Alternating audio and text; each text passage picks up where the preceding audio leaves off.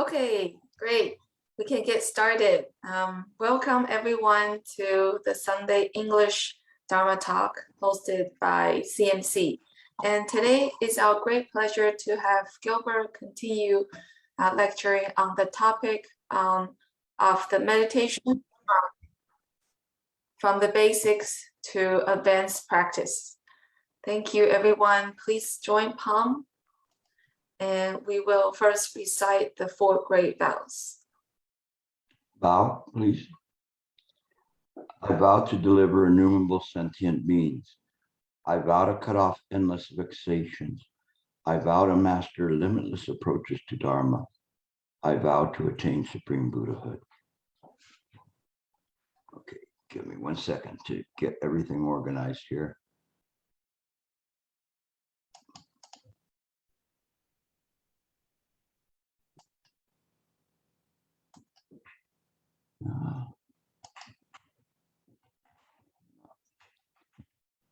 Trying to get a gallery view. Oh, there it is, on this one at least.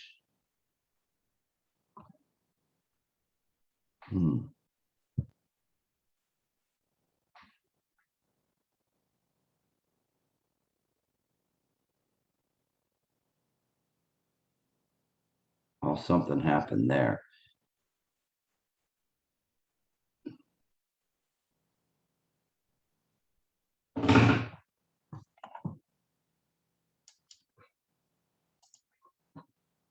Okay, at least I got, now I have it. We continue on with this meditation study and practice. I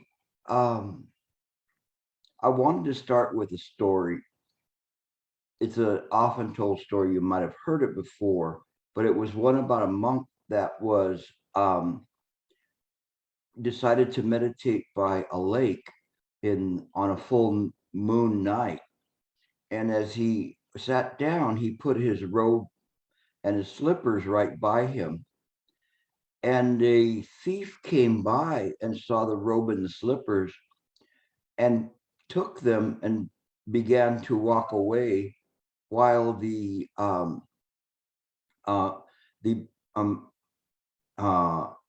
master was meditating. And in that moment, the master said, I only wish I could give him this moon. And this is very, very important because it is this desire or interest that is critical in our practice. We don't sit to meditate for ourselves. We sit to obtain an introspection, an understanding of the true nature of mind. And once doing that, we have an interest in passing that on to others. Sometimes when you practice some skill like martial arts or qigong, people would withhold the essence of the practice, because if they told their student, then their student would know what they know. Quite to the contrary, in Chan practice, we wish that the student will exceed the master, and we do everything that we can to try to get you to do that, and to present a class, for instance, in meditation. Is very easy for me to do something and just say it by the numbers, but Chan is very spontaneous.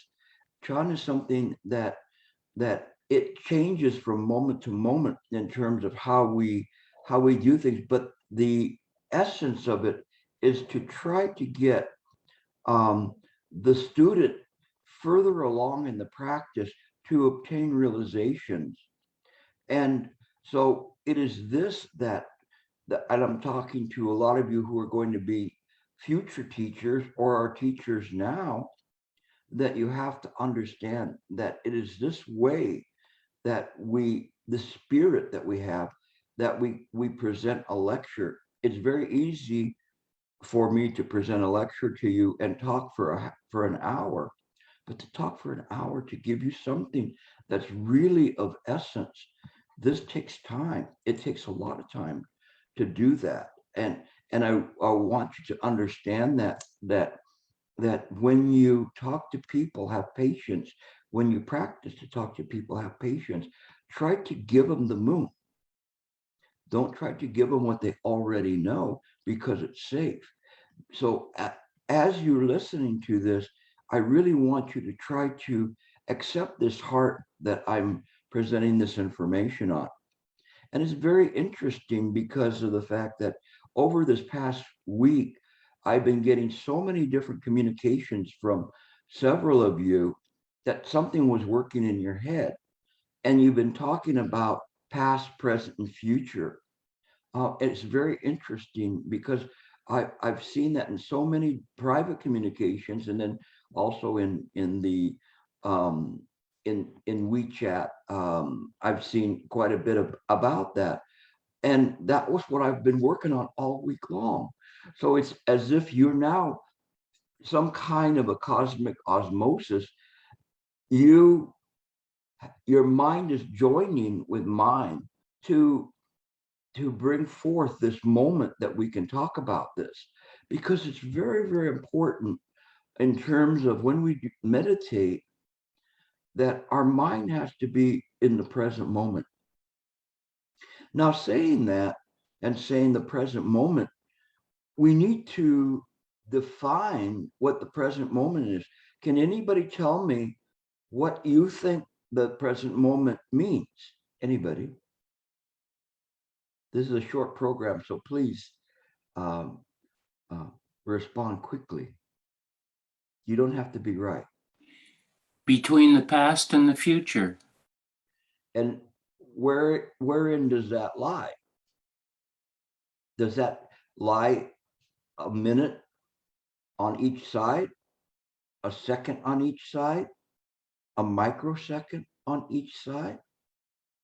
I don't think it can theoretically exist. Ah, okay. Anybody else? And thank you, Lewis. I appreciate that. He's saying that it couldn't exist. Does that mean that the present, um, past, and future, neither of them exist, of all those 3 points? Because we always say that you have to be in the present moment when you're meditating. So it's very important to know what the present moment means. I'm taking you, we've already talked 2 times about meditation. I'm taking you into the deep end now.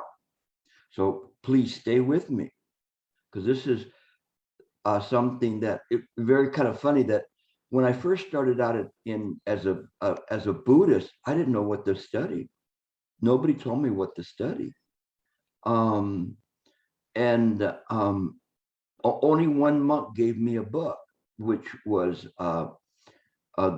the Doctrine of Mere Consciousness, and it was about this thick, and that was my guide. I didn't know anything else. And then later I started studying things, whatever I'd pick up. I didn't even know there was a difference between Theravadan or a Mahayana or a Tibetan Buddhist. I just figured it was all together. And that kind of a naivety that I had served me well, because I read all sorts of different things.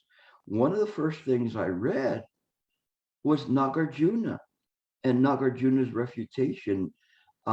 There's various verses of refutation of time and space. And it was interesting to me, but it served me well, and it serves me well to talk to you today about meditation, because we have to be in this present moment when we meditate. But let me talk to you a little bit about Nagarjuna and what he was saying. For those of you who are not familiar with him, he was the main proponent of the Madhyamika school. He's the one that's closely associated with the Madhyamika school and developing of the two truth doctrine, the relative truth and the absolute truth. sometimes called apparent reality and absolute reality. Apparent reality is all the phenomenal appearances that arise in mind, and the absolute reality is the knowing of how those things arise in mind. But that I'll leave that for a little bit later in my lecture. In the Diamond Sutra, it says, past thoughts are intangible, present thoughts are intangible, and future thoughts are intangible. Wow, right from the very beginning, they're telling you, look around, whatever you see, all of this temporally and in time, it's intangible, meaning that whatever is there is fundamentally empty.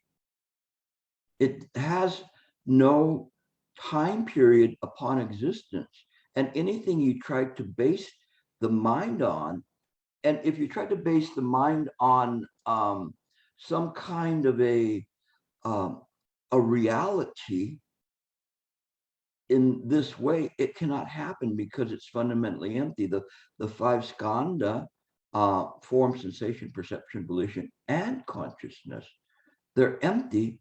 And here, Nagarjuna is just simply talking about the idea of time and saying there's no such thing. Please, you contemplate this. This is very powerful, extremely powerful. If you want to pursue a practice in Chan, you have to see this and understand. Contemplate this. Contemplate present and past and future, and see that there's nothing there. If we try to put it, then it will not work. When I was very young to the practice, I wrote a piece called "Balancing on the Point of a Pin," and talking about the present moment.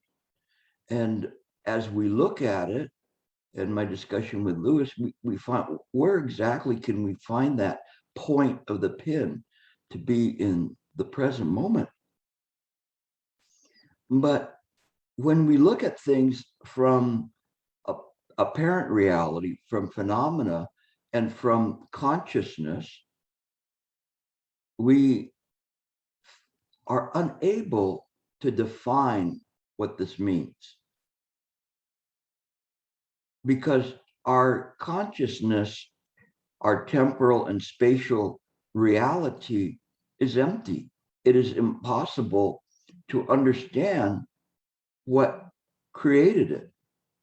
We understand, and the Diamond Sutra talks about Dipankara Buddha, predicting Shakyamuni Buddha would be a Buddha in a different lifetime coming. And so how is that possible for him to do that? It's because we don't understand how mind works.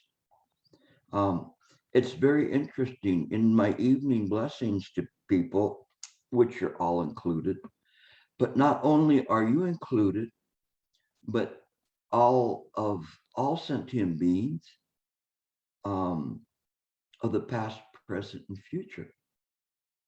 And I transfer merit to those sentient beings in the past that have already come and gone. Why would I do that? It makes perfect sense to me to do that, to transfer merit, because we do not see how this reality works.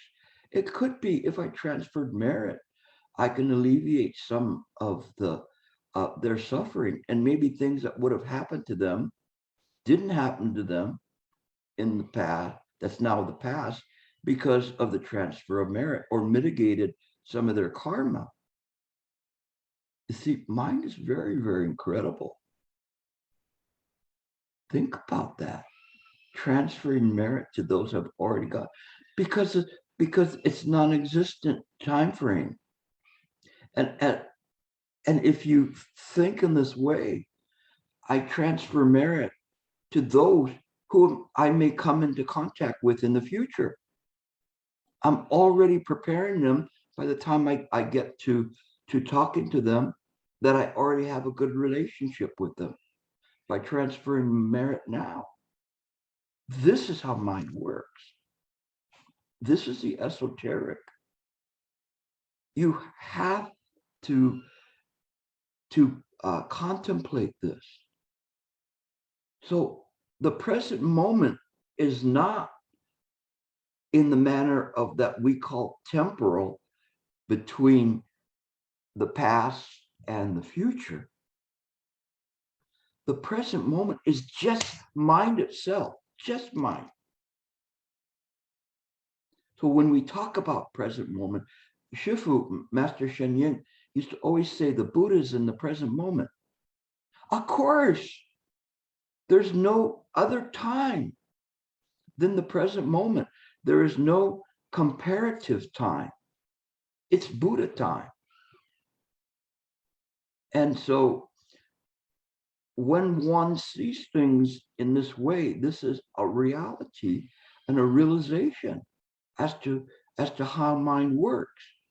We're no longer trying to define mind in the context of phenomena. Phenomena cannot know the origins of phenomena, truly know it. It can have an intellectual aspect, which is good. Otherwise, there'd be no purpose in me talking.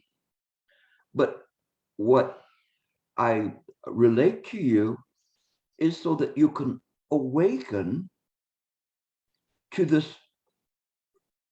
realization of how mind works. This is very, very important that we look at things in this way. When we don't, then we're just stuck in the phenomena and trying to dig through all of the, like digging in the dumpster for this pearl when we already had it in our pocket. So if we understand this, this is very, very important as to how things work. So let me get to Nagarjuna a little bit. I got to be mindful of the time because there's quite a bit to cover today. If I could only put in like all the hours I spent studying and pass it to you, I wish I could, but I have to distill it down to what is important for you to hear. So this is Nagarjuna speaking, and this is from the commentary on the Mahaprajnaparamita Sutra.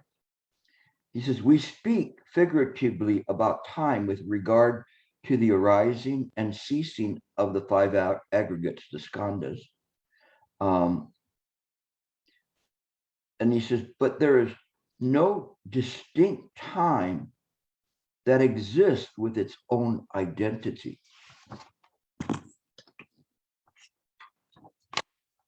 And another quote from, he says, if the three times each had their own characteristic, then they should be only the present. This is very important because that's what I was telling you. The Buddha is in the present. And there should not be neither a past nor a future. If the future existed is in the present, it would not be designated yet to arrive. But indeed, it is already arrived, present. If the past has passed, it refutes its own existence. And if the past does not pass, it negates the nature of the past. Likewise, for the future, that is why the time is not real. So when we sit and we sit to meditate, we put ourselves in the present moment.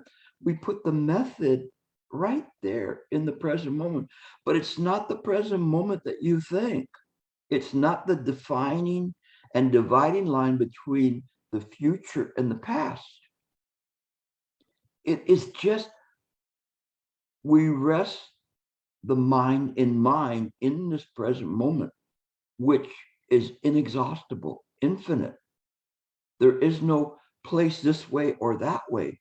It is all contained in mind, in this container that if we tried to find the border of it, it would be impossible. It's infinite. There's no way out of mind. We should not be trying to find the way out of mind.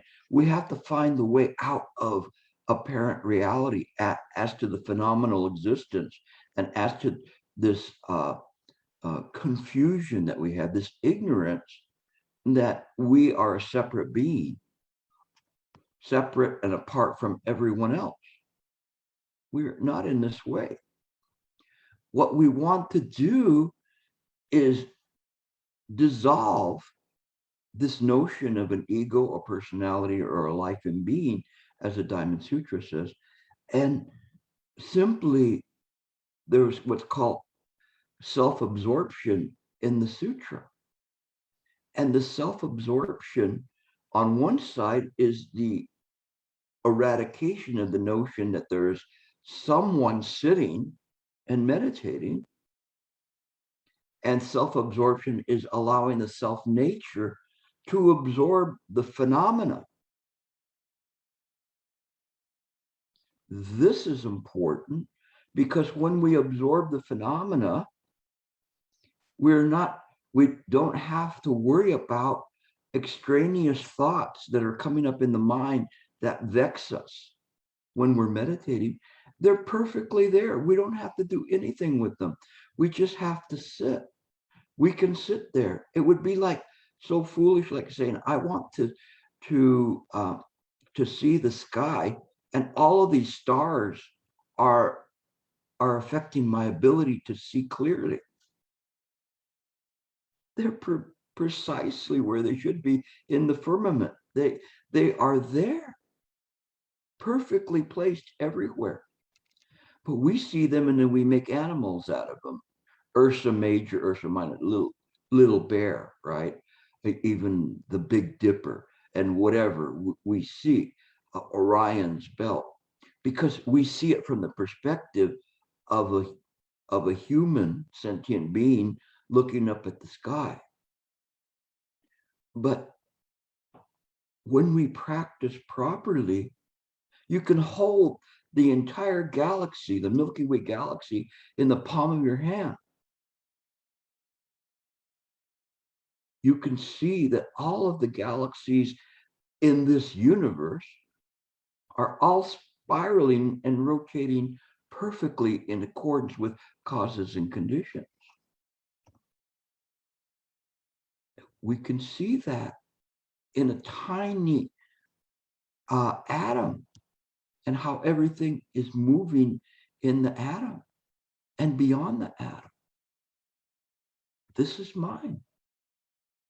It doesn't have a length, a magnitude.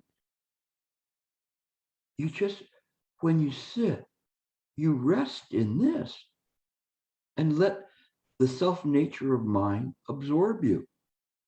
So how do you do that? You stay in the present moment. When you're staying in the present moment, remember, this is not the present moment of a sentient being. Present moment is you are staying in mind. It's timeless. If you're sitting there and going, I've been sitting here for 20 minutes, that all you're doing is reinforcing habitual patterns. You let that go. You say, that was habitual tendencies. Let it go. And you go back to what you're doing. There's no problem with that. You don't have to worry. You don't have to go around with a pen and start trying to erase all the stars in the firmament, black them out. All you would do is end up in a dead samadhi. You don't want to do that. There's no reason to make those things disappear.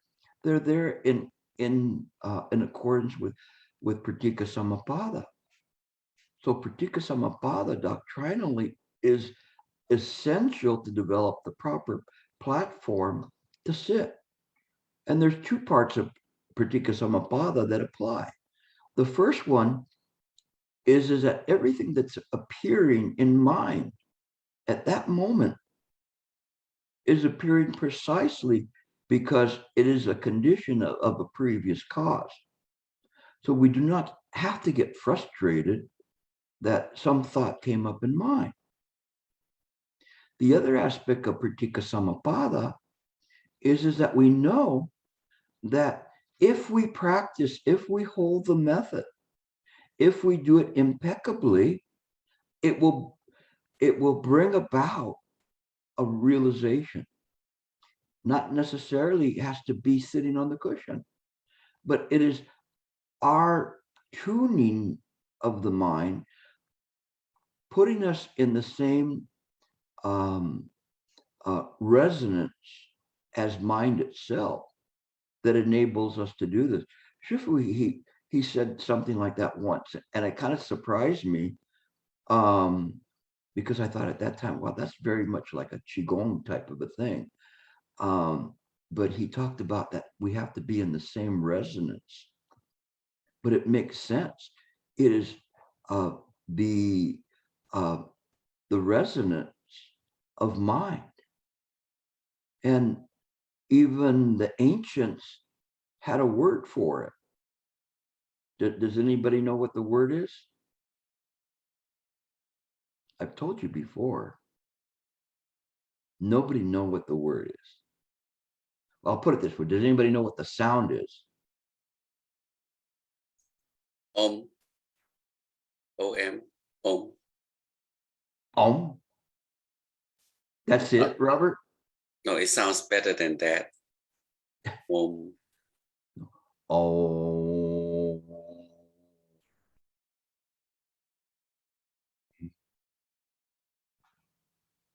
That one? Yeah. That's the resonance of mind. And everything is that way. Sometimes I talk about that it's not that we walk around in the key of life in terms of a song. The song of mind is this song of awakening. And everything is in that key. Everything that you see, no matter what, pardon me, but if a dog goes to the bathroom on a lawn, it's in the key of mind. If a flower blooms, it's in the key of mind. You see, but if I just say pretty things, then you'll become confused. And you'll go outside and think that the clouds and the flowers are the only things that are in the key of mind. Everything happens in accordance with what happens. If the dog eats food, naturally the dog cannot just keep all of that in their body. It has to go. And same here with us. Whatever we do, whatever we have, whatever foul thoughts we have, whatever wonderful thoughts, we have to let them go. There is no discrimination in mind. Discrimination is, in accordance with pratika samappada, a habitual pattern to maintain the idea that we have a separate life and being. My problems, my misery, my bill, my whatever that you have, no. But when we awaken, we understand this body is useful. This mouth is useful. This thinking process is useful. It is something that we can use, not just for our benefit, but for the benefit of everyone. Not bad. So we talked about Nagarjuna, and unfortunately, I don't want to get too stuck with that. I wish I could go on with that, but that's not what our class is about today. Give me 1 second. I think the neighbor is doing some sawing. I don't want to interfere with that.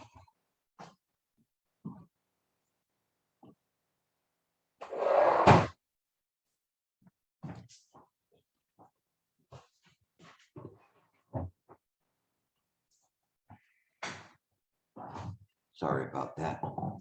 Okay, let's continue on.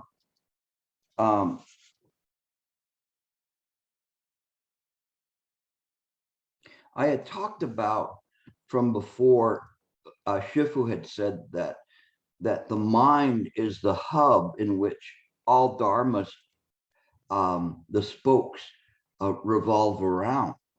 And this is kind of this idea that when we sit to meditate, we have this present moment there.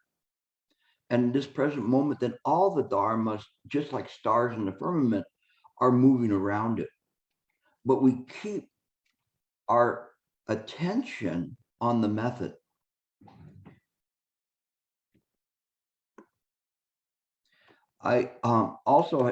We talked a little bit about this, from that the mind perception is different from the five skandha perception. Five skandha perception relies on the belief that form, sensation, perception, volition are real.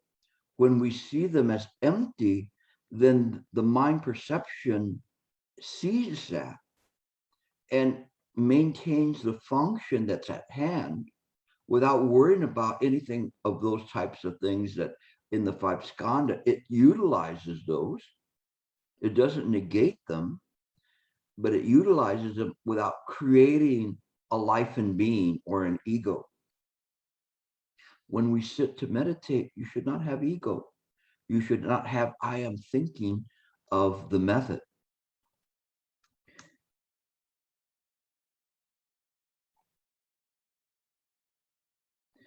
What's important about this as well is that because if we meditate from the idea of the ego cannot know mind.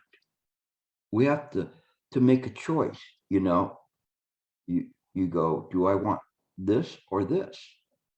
So you have to put down the ego in order for the mind to manifest, because the ego is like a cataract that's in your eye and occludes the mind. You cannot see how pristine and clear the mind is because of this ego. And so the ego, it's like somebody, have you ever been somewhere where somebody is holding something and they go, oh, this is so precious, I want to show you. And then people get in front of you to see it. And all you can see is the back of their head, right? And that's what you're doing when you're meditating. All you can see is the back of the head of the ego, because the ego is blocking it. You can't see it, so you have to put the ego down. You have to learn to be in the present moment without thought, and again, Wu Yin here is without thought. It's meaning that you're not producing thought via the five skandha. The mind has its awareness. This is important. We're going to be talking about that in a moment as well. But we have to see where we're going. Okay. So I talked about that. We don't sit with this idea of subject-object meditation. What we do is we directly contemplate the method. So when we're there, direct contemplation does not exclude appearances in mind. Those appearances, Shifu used to say, they're ideas of thoughts. They're like a smorgasbord that arises in your mind. I don't know if people know what a smorgasbord is anymore. No, a buffet table of all sorts of different things that are arising in the mind. We don't cling to those at all.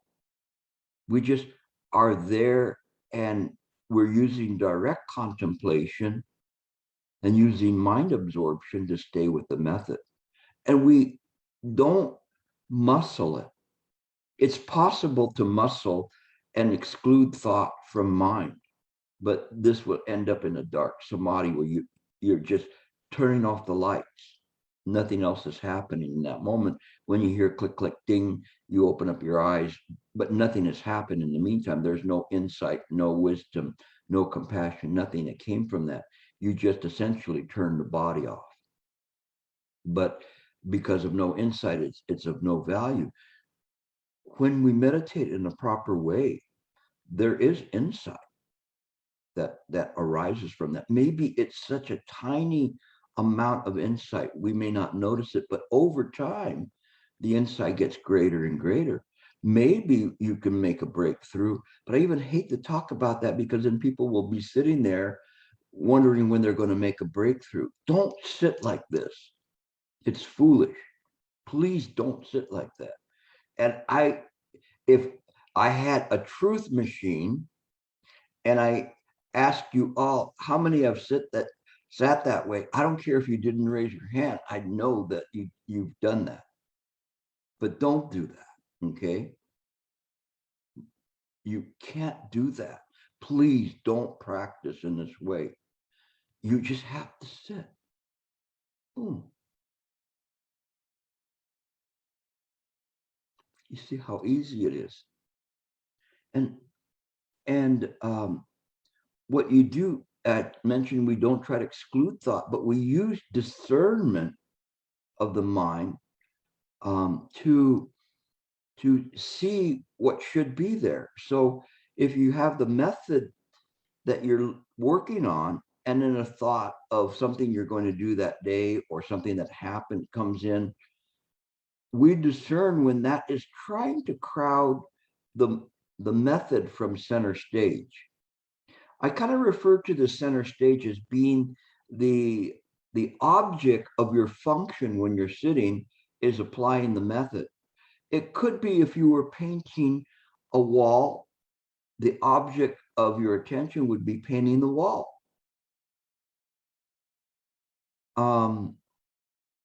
Here, our object is to stay with the method. That's all that needs to be there. So the discernment is when we see something that wants to crowd in.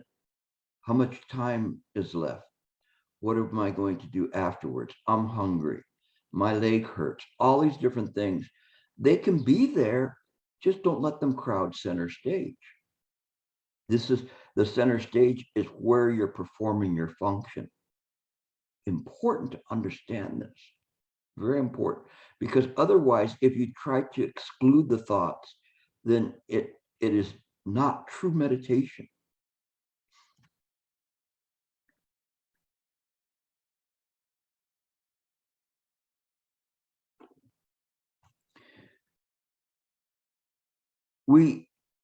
We hold the method like this very, very lightly. We don't try to give it too much attention. We don't want to just be there like looking at the method like that and trying to squeeze out the thoughts by doing that. We hold it with just enough attention that we can hold it and continuously. So we want to hold it continuously. We don't want it to break. We want to bring it back. If it breaks, bring it back lightly. We don't try to squeeze it so tight. We understand that the mind energy is the fountain of all creations. It's where everything comes from. We think that we have this idea of that the mind, our mind creates the things. Look what I made. I made a little drawing or whatever it is. But all of that is created by mind.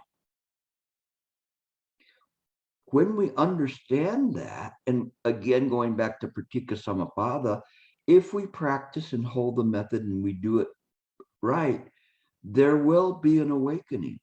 It will happen. You will use the meditation in the proper way. But if you sit there and do it the way you've been doing it for the last 10 years, 5 years, 20 years, you're just going to be like a hamster spinning that wheel in the cage. You're not going to be getting anywhere.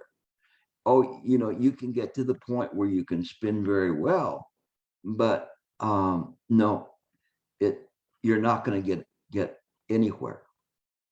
So in today's vernacular, I would say it's like you were in some kind of an exercise spin class on your bicycle, and you're just spinning and spinning and spinning, but you never really got anywhere. please don't practice like this. You have to elevate your practice, elevate your understanding of the doctrines of Buddha Dharma, so that when you sit, then you can practice in the right way.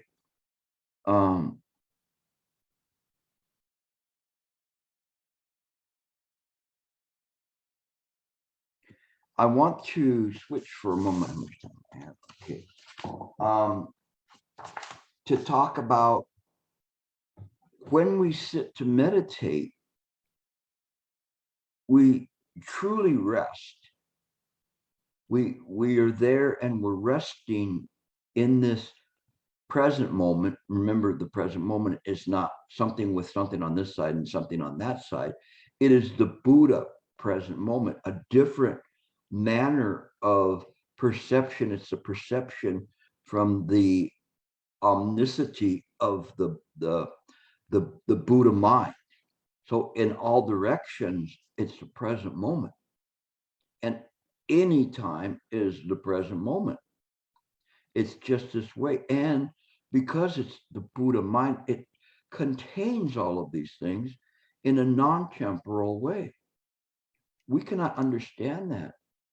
But the Buddha mind is able to perceive via the Buddha mind what I'm talking about. Now, saying that, I'm not saying I'm enlightened or awakened or the Buddha. All I know is the Buddha nature is just this way.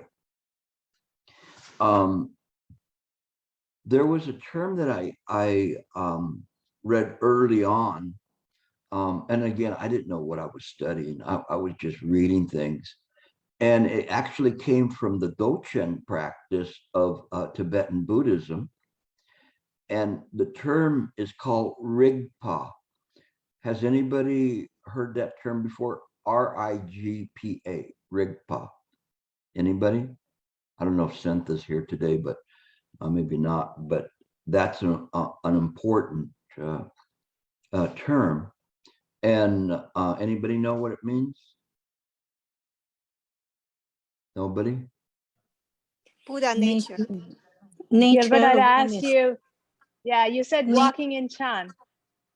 Nature awareness. Nature awareness. Okay, and then Chung Wenxie, what did you say? Nature awareness. Yeah, this is an important term. It wasn't by accident that I ran into this, because I went, what does that mean? Resting in Rigpa. What is this Rigpa? And as I came to know it, this is how my understanding of how mind works. It was just an incredible understanding. And I was reading it. Actually, I was reading some today. I'm going, this is what I talk about all the time. And that we rest in the present moment. The Buddha's in the present moment. It is, remember when I'd said, you do not know the Buddha, but the Buddha knows you. It is this pristine, clear awareness. Very, very incredible. A pristine awareness that's there. It is mind itself in that moment. Let me see if I can get a good definition of this, because it's important, because these things, and I know I told you I was going to show you how to meditate, but I guess I can't. I don't have the time, because this stuff's really important when you sit there to meditate, how you can meditate. It is the knowledge of the ground. So it's the knowledge of the ground. How can you step from one step to another without knowing where you're walking? It has come to mean pristine awareness. So what do I say? You have to have awareness when you're meditating. The awareness has to be there. And it's pristine awareness. It's not the awareness of like somebody goes, oh, the person next to me farted. It smells so bad. Hacho, it smells so bad. No, it is just awareness that those things are happening. And if it's aware of the discriminating thought, so be it, because of habitual conditions. But it is in this way that is clear. It is devoid of the self. It understands the self arises in notions and being conceptual, but all that conceptualness appears nowhere else but mind itself. And this person, Eric Pema Konsong, said he was talking about Rigpa and Ma Rigpa, M-A Rigpa, and he says, the unknowing is not knowing the nature of mind. When you sit to meditate, if you do not know the nature of mind, it's difficult for you to do anything. You're just on a carousel, just going around and around and around. When you know the nature of mind, it's infinite, expansive. So he says, knowing is the knowing of the original wakefulness. And that's important. Knowing is you're coming back home. You're coming back. There is an awakening there. Awakening that this was just a dream. And you have to see this, and you have to understand the world is a dream. We don't really like to hear that, because then we say, well, then what the heck is there in terms of what's happening, what am I going to do? Another person was referring to, and I don't want to get into too much of the technical terms of the Tibetan school, but the reflexivity or self-aware primordial wisdom. This is the self-awareness, but the awareness by the mind itself, and seeing everything phenomenally that is appears upon mind itself. It doesn't have an independent origination to it. So it says, thus wisdom is nothing other than Rigpa. And when it's saying wisdom is not other than Rigpa, wisdom is still on the phenomenal side. The self-awareness of mind has nothing to do with phenomenal wisdom. It is beyond phenomenal wisdom. That's why they talked about it as this Anyatara Samyak Sambodhi, this perfectly completed awareness of mind. This is the highest wisdom, is a wisdom without this attaching to a wisdom. Thus wisdom, the analogy of Dochen masters is that one's true nature is like a mirror which reflects the complete openness, but is not affected by the reflections. It reflects with complete openness, but is not affected by those things. Like a crystal ball that takes on the color of the material which it is placed on without itself being changed. This is how we meditate. This is how we meditate, like a crystal ball. We're just there. We're aware. Everything is there, and everything is absorbed into mind. It is not distinguished. If one has a desire for a piece of jewelry, shoes, a purse, a wallet, another person, whatever, all of those things are come and go, arise. But as they're arising, we see that they do not have any kind of a fundamental nature other than being phenomena reflected upon mind. So this is important. When we practice in this way, when we sit in this way, oh my gosh, it's different. We are not tied to all of these emotions that arise even when we're meditating. That's why we can't meditate, because we do not know the principles of mind. We don't know what we're doing on the cushion. We've got to understand that. We've got to set that platform there in order for it to work.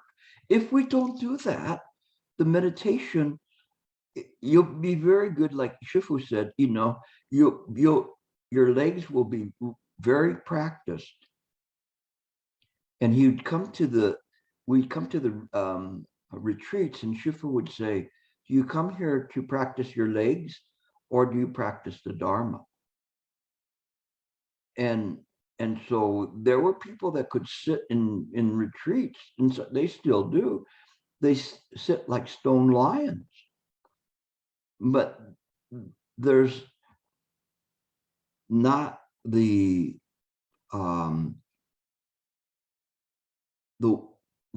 wonderful flowing reflexivity of mind itself that's present. Either they block themselves out, or they just look very good at not moving at all. And you know, you go to San Francisco or LA, or I'm probably wherever you're at, and they have the people that paint themselves like white or gray, and they stand. And then people see them go, my gosh, look at them. He hasn't moved for the last 5 minutes. I'm going to give him $1. So if you want to practice, become one of those artists that can not move, then by all means, use this meditation to do that. And you'll become a stone lion. You can go to San Francisco or LA or Santa Monica, and you can just sit there like a stone lion, wear a lion outfit, and you look like a statue. If you want to practice, you better listen. You better contemplate. This is what we're doing. We have to know what we're doing when we're sitting on a cushion. If we don't know that, we will not make progress. Of course, what I'm talking to you about is very deep and profound, but I know you can do it. Why? Because you have Buddha nature running in you. You have to have faith in what I'm saying to you. If you have faith and begin to contemplate, you'll be free from all of those things. Let me see if there was anything else on this. One of the people that talked about this translated Rigpas as gnosis, Gnosis, meaning that it is a direct realization. And it is in this way that this Rigpa is a direct realization, or we would call it an awakening to the nature of mind itself. That's it for that part. And that leaves me like 8 minutes to tell you how to meditate. Let me see if there's anything more I need.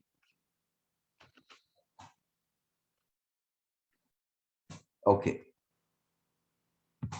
Now we'll get to, I've talked, like Ling Chi said, enough of this trashy talk. I will teach you how to meditate. Well, it's very, very simple. You know, you cross your legs, you put your right hand here, left hand, you form the thumbs, you sit. And you are in the present moment. The present moment, not your present moment. You bring up your method.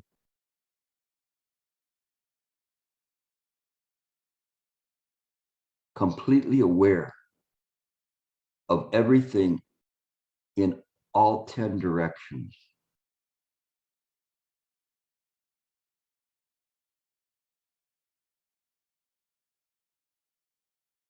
Holding on to the method with this awareness. No thought other than the thought of the method. The body and the mind is relaxed. Very relaxed. It's resting. Just mind. Continuously. just relaxed.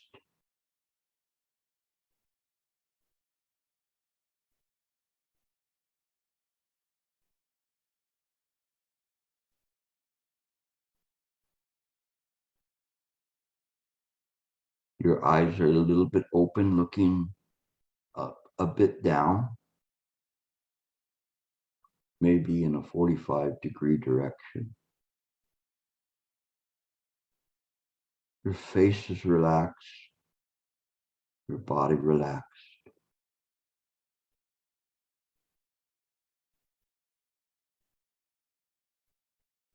Mind completely aware.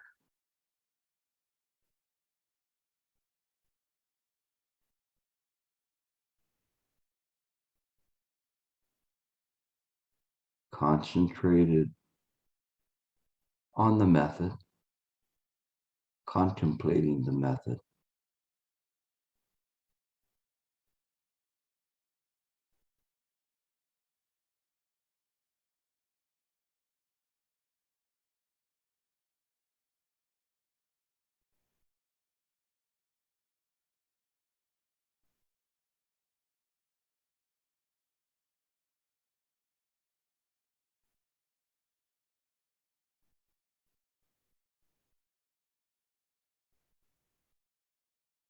Becoming more and more relaxed. Mind and body. Mind, let go of all mental impressions. Rest. Rest the mind in the present.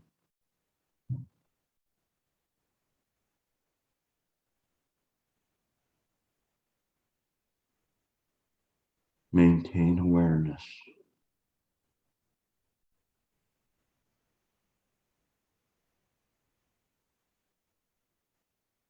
The present has no locale. It's just mind.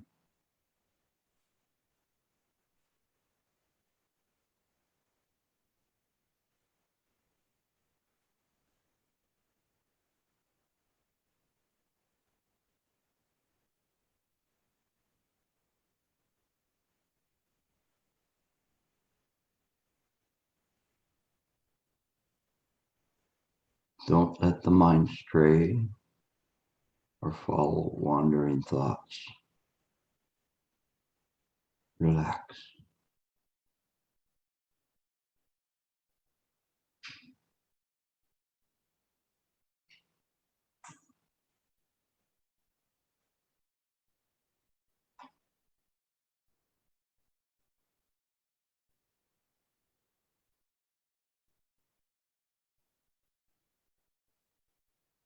No thinking.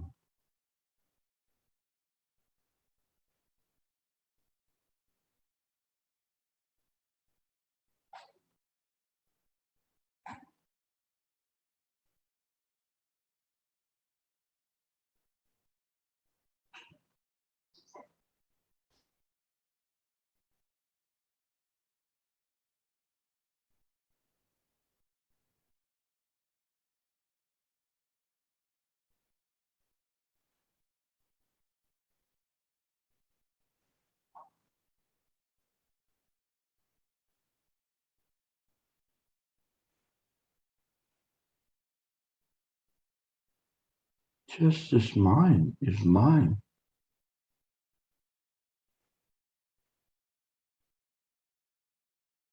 You made it.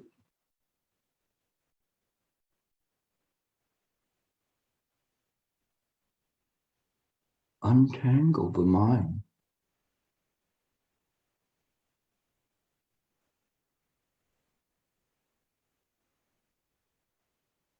Becomes more brilliant, clear, at peace, at rest.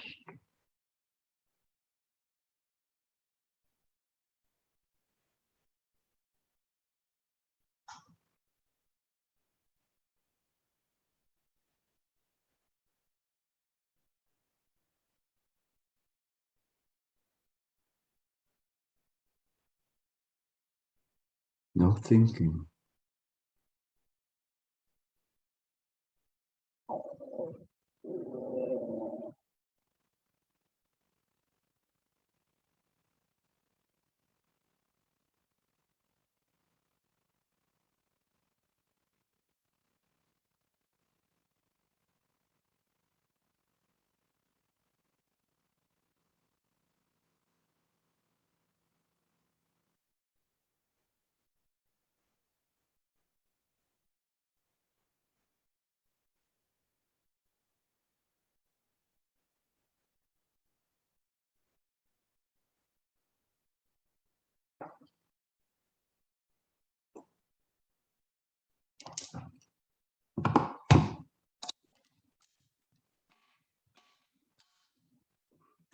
Ding. Back.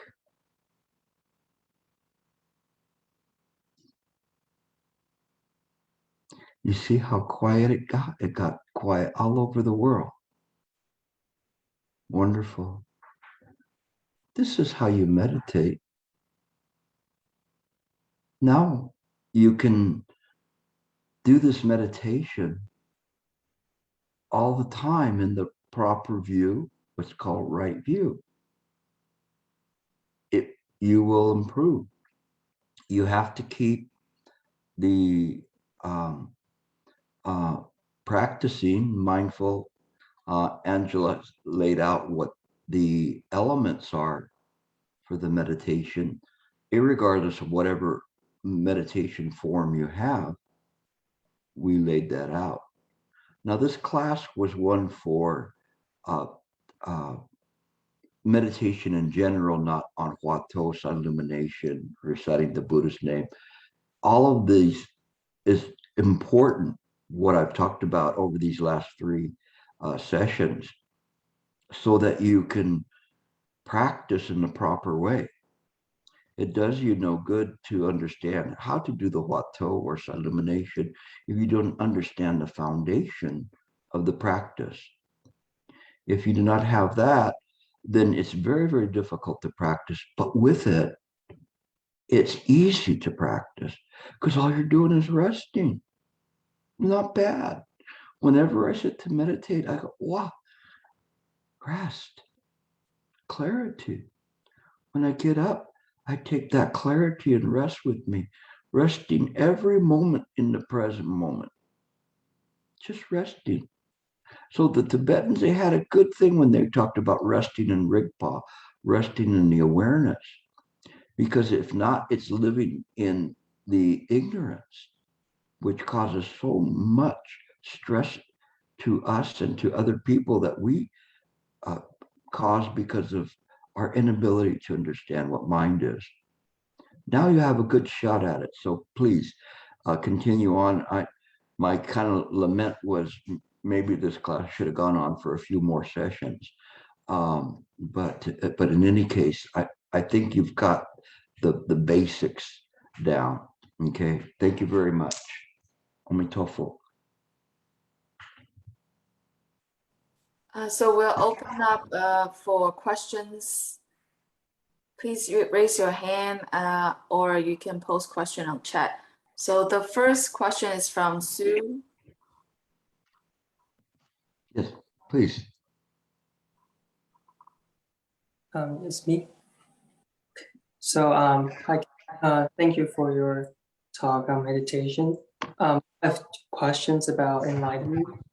So 2 questions. So first question is about you mentioned about timeless, the notion of timeless of meditation. So I'm wondering, so for enlightened people, so are they not bounded by space and time, or they just don't have the notion of space and time?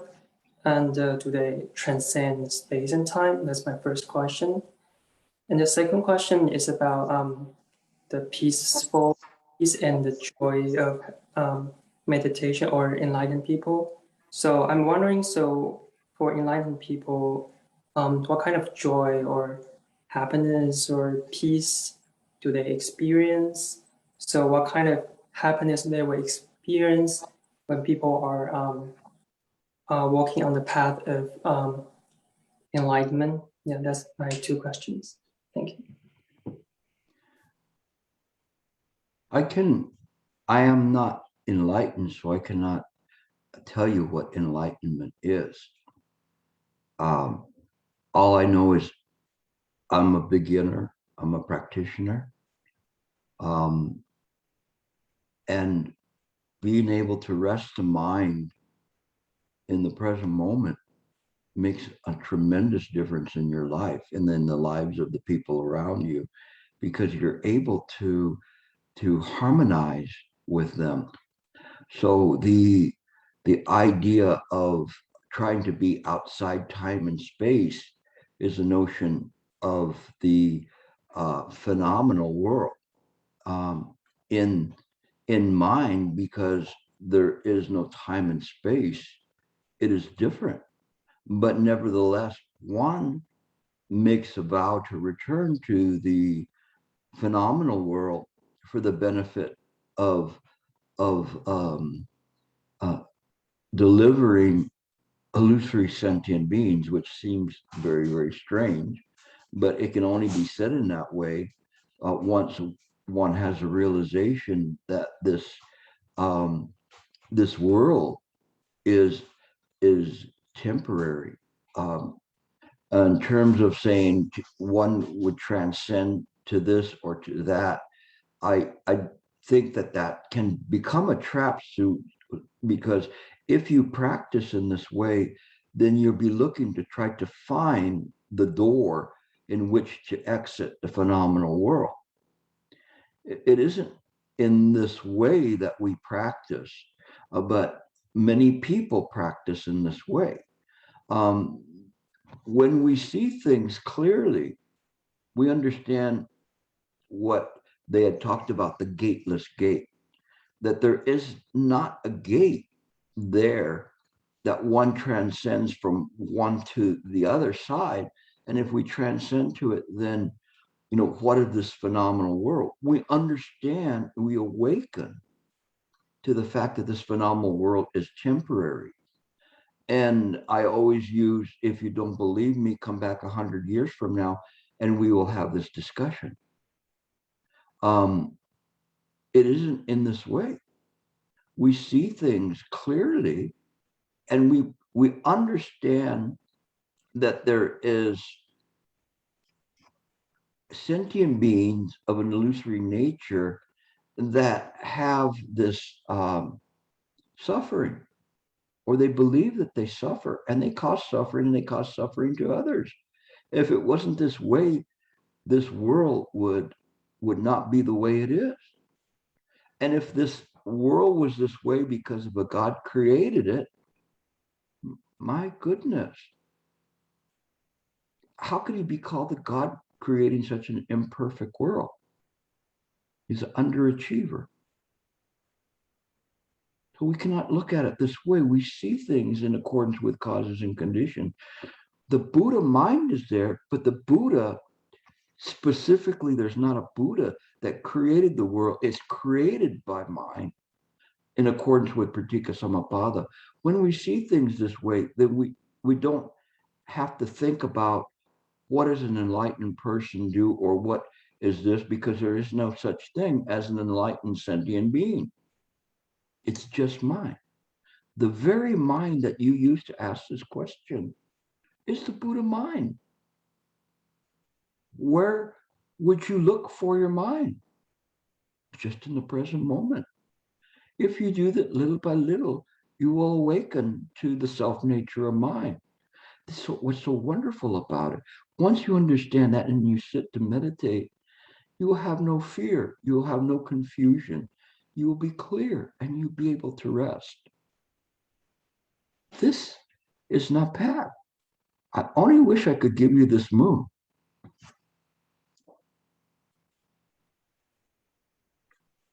Okay, anyone else? It's Lena at Michigan. Lena. Hello, Lena.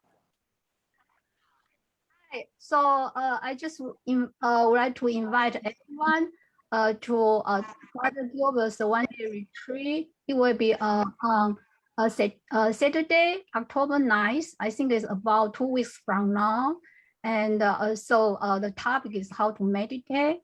So if you want to continue to learn meditation method with Brother Gilbert and put it in the practice, you are welcome to join, and it's free. The information I put in the chat, so you can click the link to know the schedule and the information.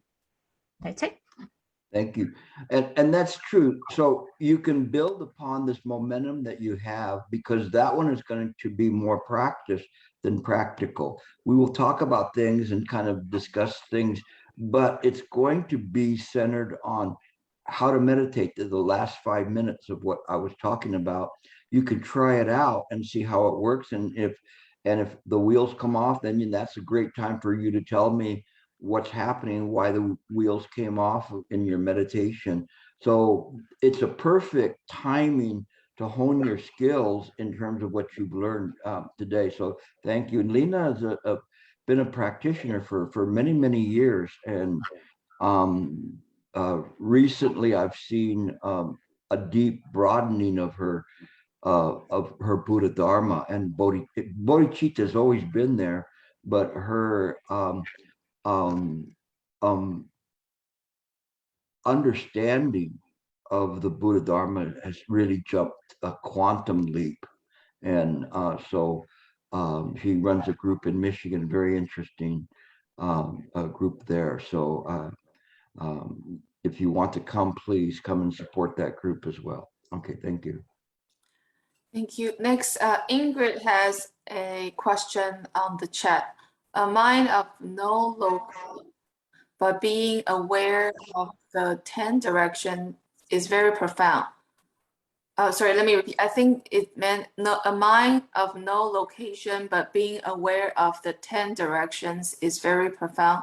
Does that mean our mind is one and everywhere and we are mindful all the time? Is that your question? Ingrid, do you want to explain yourself?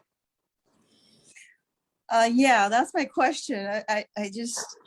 I feel very I've been doing meditation for a while, and every time I listen to Gilbert, I feel like I'm doing everything that he said I'm not supposed to be doing. That's why I don't like meditation.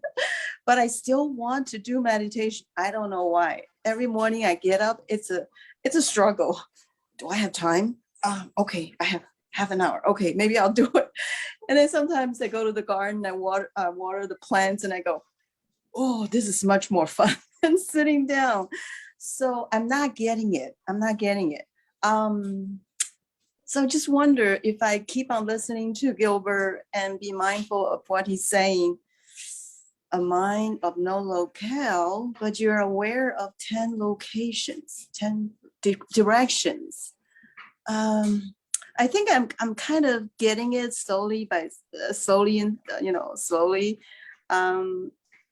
it's just that I think this talk really helps me in validating that the reason I don't like to sit down and I still want to do it is because I know now that I'm definitely not going to look at the time, not follow the thoughts, and just be with myself, the mind, just being aware I am the mind.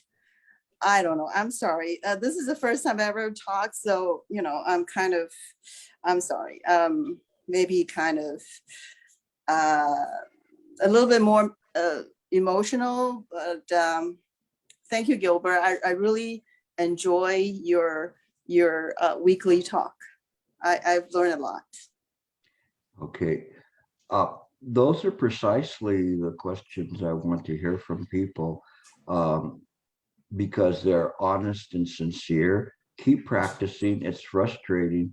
What I'm doing is trying to come in and say, okay, you're a sincere practitioner. Let's hone your skills. Let's get you a little bit clearer. So what happened to you is you got stuck on what's called a turning phrase. A turning phrase is all of a sudden something hits you like a bell, bing, and you go, what? 10 directions, what? And so that helps you. This is where you contemplate. But when you get a turning phrase like this, you use it because it's so precious to do that and to try to see how to do that. I strongly recommend that you go to that Zoom retreat, because that'll give you the chance to practice and hone your skills. But because you're already a practitioner and you're sitting, now when you get these skills, your practice is going to improve dramatically. Very incredible that you have this kind of an improvement. And there's just simply this Dharma joy that comes with this. And this is good. So stay with it. Stay what you're doing. Use that turning phrase to look at this and see, okay, mind, we never thought about what mind is.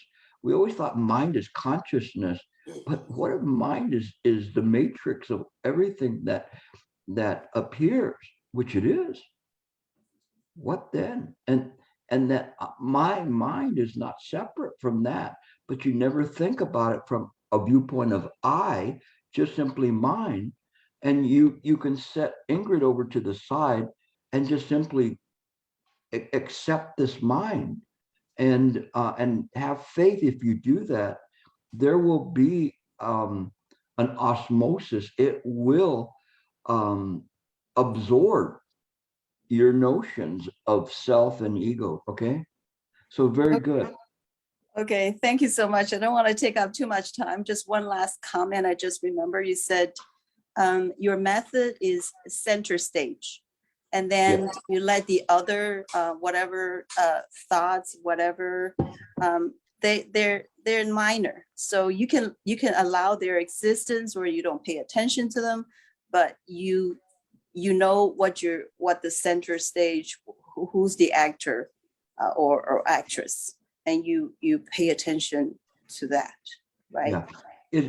And just use the word function. You just stay on whatever function you're at. So whether it's you talking right now or later on having lunch for you, no, whatever you do, cleaning your plate, everything is in a state of chan. Okay. All right. Amitofo. Right. Thank you. Amitofo. Okay, next. Next is Robert.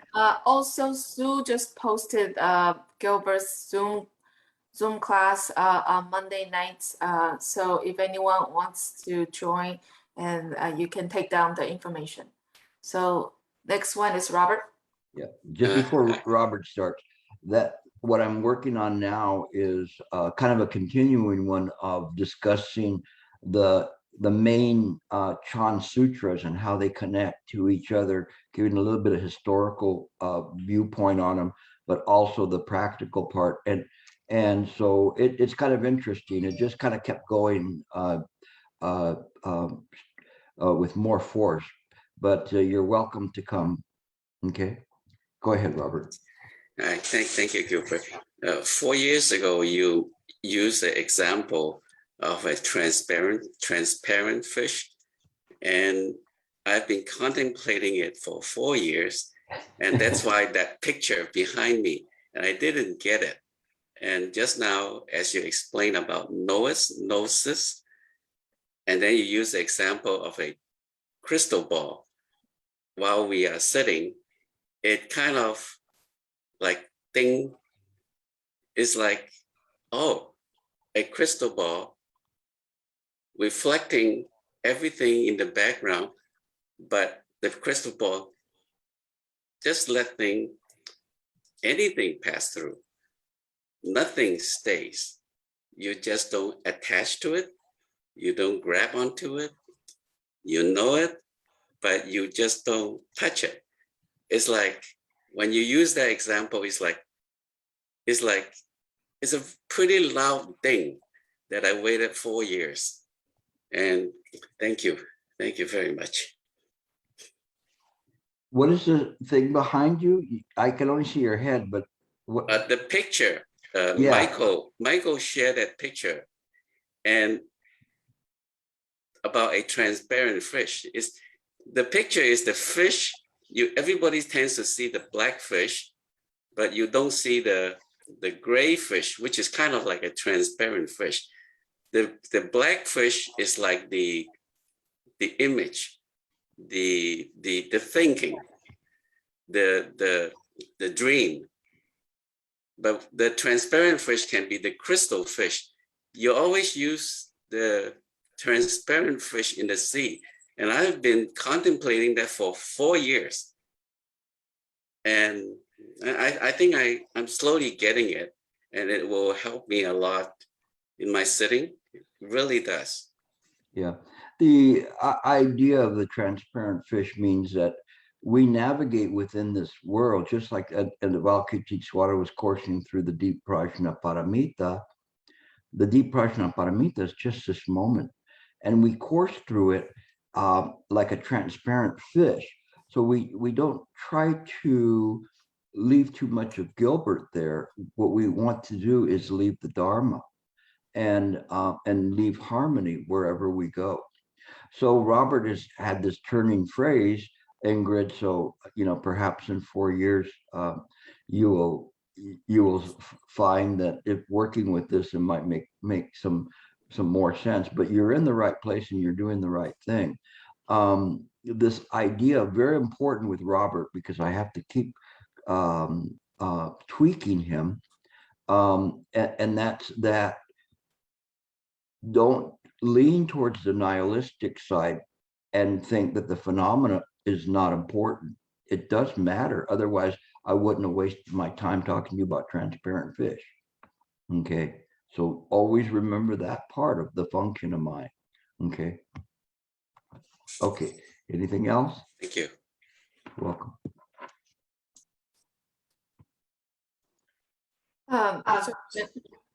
Go ahead, Miranda. Did you say something? Okay.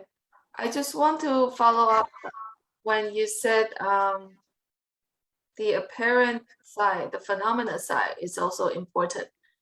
Can you explain why that is important?